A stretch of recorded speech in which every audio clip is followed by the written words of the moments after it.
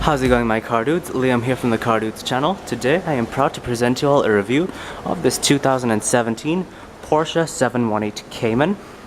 So as always, I'm going to show you guys the interior and the exterior of the car and give you guys a full review. So as always, sit back, relax and enjoy. Starting off with the trunk, you can either open it with the key fob or with the button inside.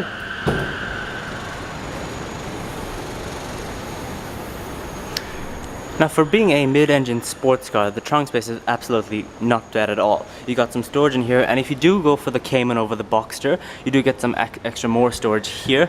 In here you do have where you would put your oil, and over here would be where you put your coolant, and you also do have some small cubby spaces in there on either side. Of course, tie-down hooks.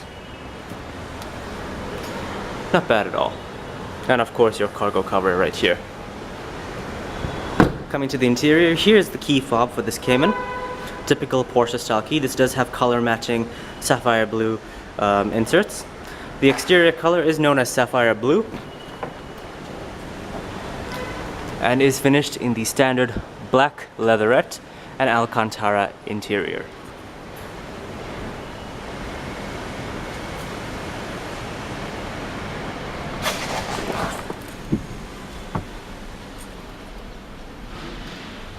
To start the Cayman, just stick the key into the ignition slot. This Cayman does have 5,203 kilometers on it, so to start it, put your foot on the brake and just twist the key to start.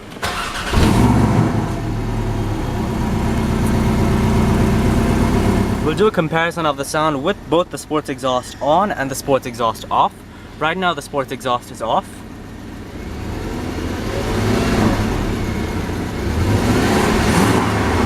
Does have a 4,000 RPM rev limiter.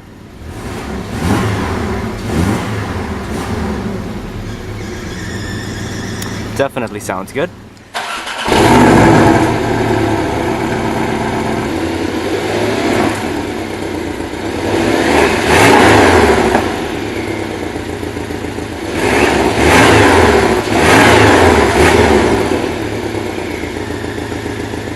And with the sports exhaust on,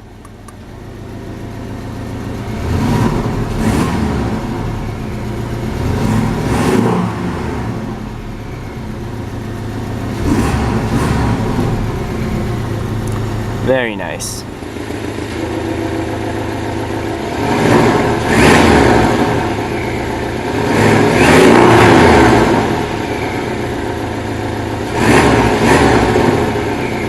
Does have an electrically assisted leather-wrapped steering wheel, 3-spoke, with sport grips on the side, as well as your plus and minus paddle shifters. This does have Porsche's 7-speed PDK transmission with manual shift. Alright, so let's go ahead and cut on the automatic headlamps, fog lights, the high beams, as well as the hazards. We'll pop the front trunk. Both the front windows are automatic. And we'll check out the exterior.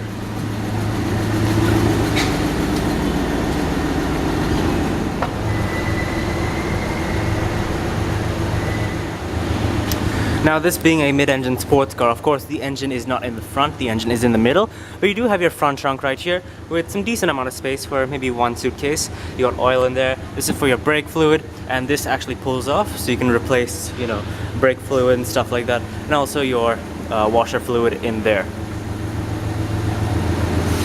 And of course in here you have your roadside safety emergency kit, which is actually an Audi piece, which is pretty cool.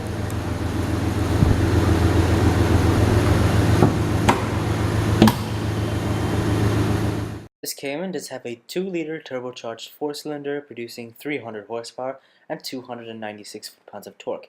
Has a 0 to 60 time of 4.9 seconds or 4.5 with Sport Chrono, and a top speed of 275 kilometers an hour. The Porsche 718 Cayman is highly overlooked by so many people as the quote-unquote poor man's Porsche, but this is simply not true. This is one of the best, if not the best, sports car that Porsche makes. The 718 name comes from the Porsche 718 race car made from 1957 to 1962, and had a 4-cylinder engine. The name Cayman comes from the reptile in the alligator family called Cayman. The first generation came out in 2006, the second in 2012, and the new 718 in 2016. Porsche was under a lot of heat when they dropped the flat 6 in the 718 for a new Turbo 4, but to be fair, the new engine is more powerful and more fuel efficient. This particular Cayman has hardly any options on it, and to be honest, with a car like this, you don't really need options, as the car is enjoyable just as it is, and is a true bargain at a starting price of just $56,000 US.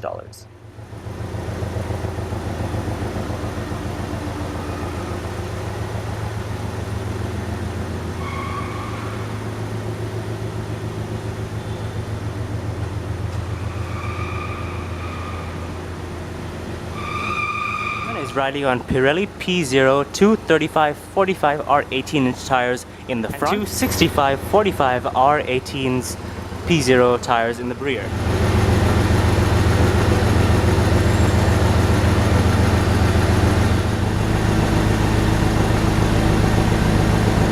Coming to the interior, power windows, locks and mirrors, partial power driver's seat, the backrest is powered, your height adjustment, as well as your slider, your Cayman emblems, your front trunk and rear trunk release,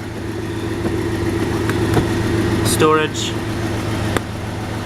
Down here you have your accelerator and brake, your parking brake, your light controls.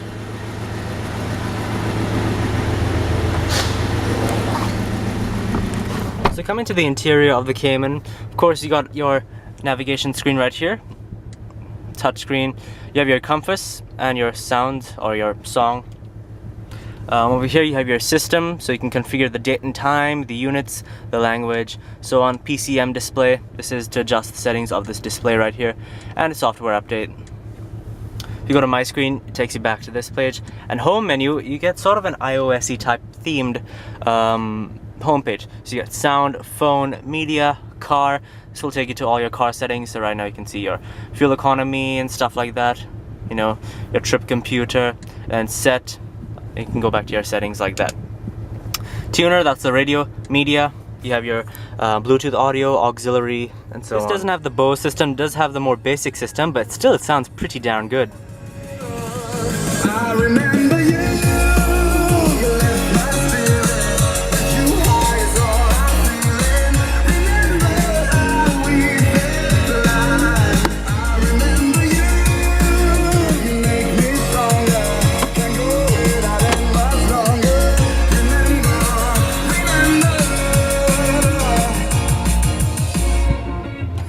Definitely sounds good, nice bass and balance and everything like that. So to connect a phone, click on this, either telephone 1 or Bluetooth audio.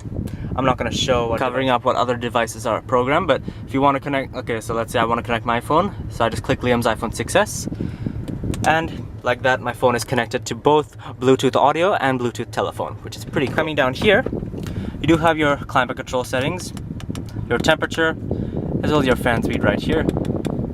Your front and rear defrost, your recirculation, AC, max AC, and your different zones right here.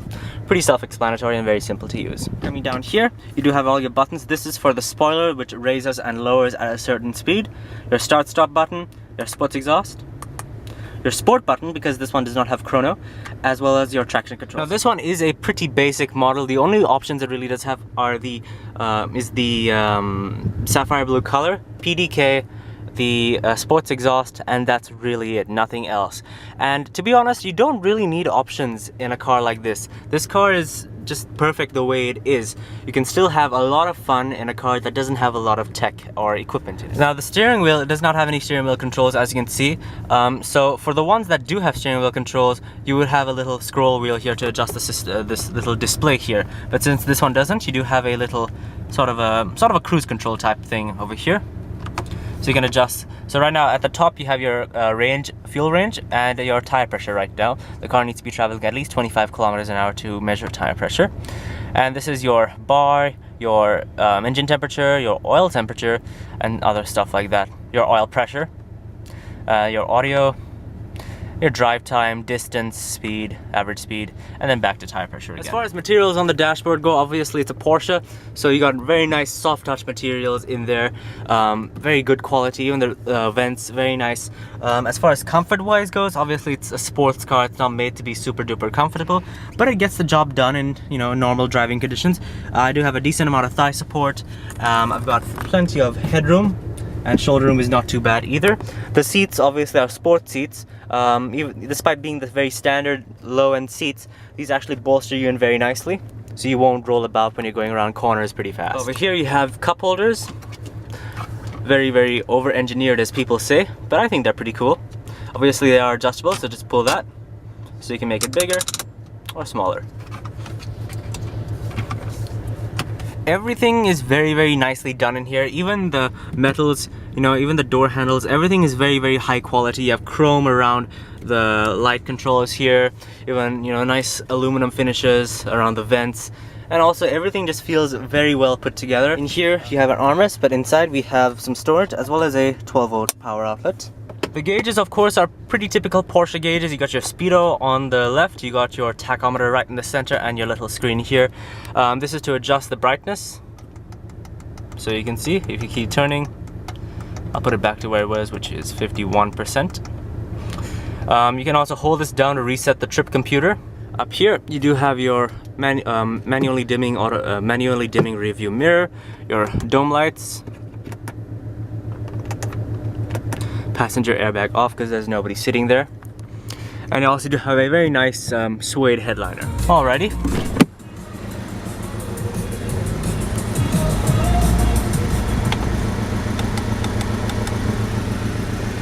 We'll turn it off.